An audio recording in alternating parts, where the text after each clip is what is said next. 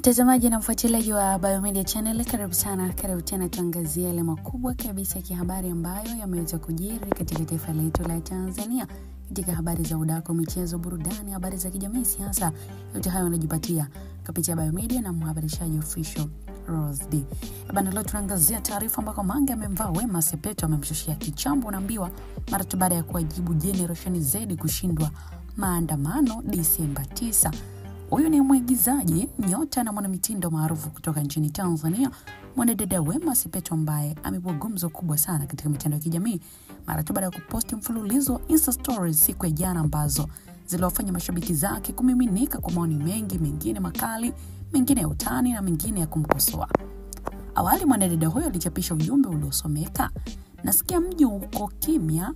Sasa ujumbe huo ulikuwa na alama nyingi za vicheko, ulitafsiriwa na baadhi ya wafuasi kama mzaha katika kipindi ambacho kulikuwa na mjadala kuhusu maandamano yaliyotajwa kufanyika nchini siku ya Disemba 9.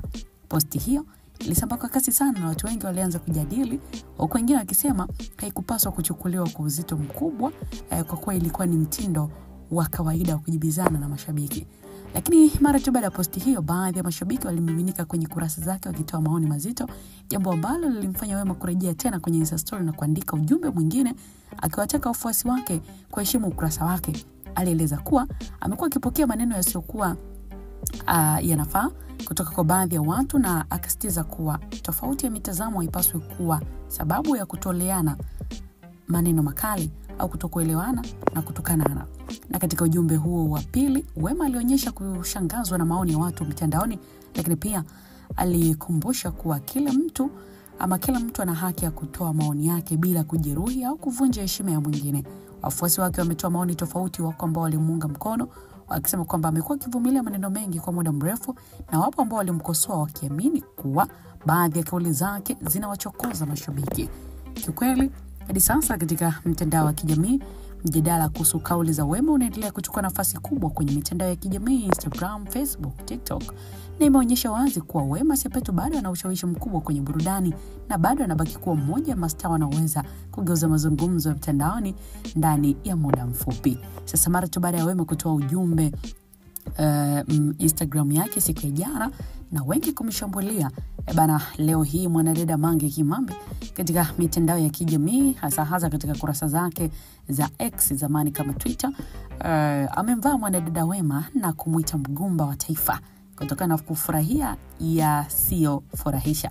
Lakini pia Mange ameweza kuzungumza na Wema na kumwambia kuwa kama kweli alikuwa anajiamini, mbona alikimbia nchi yake toka siku ya juzi akakimbilia huko South Africa, na kwa vile yuko mbali anasema haijalishi, kila kitu kitakuwa sawa. Lakini kauli ambayo Mange aliongea kwa Wema baada hiki ambacho onyesha kufurahia anguko la Generation Z kushindwa kumsikiliza Mange kuandamana siku ya jana Disemba 9. Baada ya Mange kumjibu, sasa Wema, mashabiki nao wanamvaa Mange sasa na kumwambia kwamba Wema yupo sahihi, yeye ndo kaumbuka, maana kiukweli alionekana kutumia nguvu kubwa sana kuweza kuchafua taifa la Tanzania, lakini ameonekana kumshinda. Sasa anatia hadi aibu, kala pesa za watu ili kuchafua nchi, arudishe pesa za watu, yeye pamoja na wenzake wote ambao wanaonekana kama wachochezi.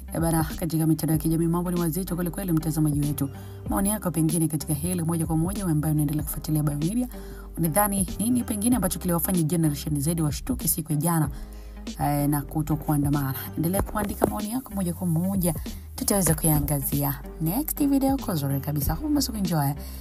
Till next time, jina langu ni Official Rose D. Bye bye.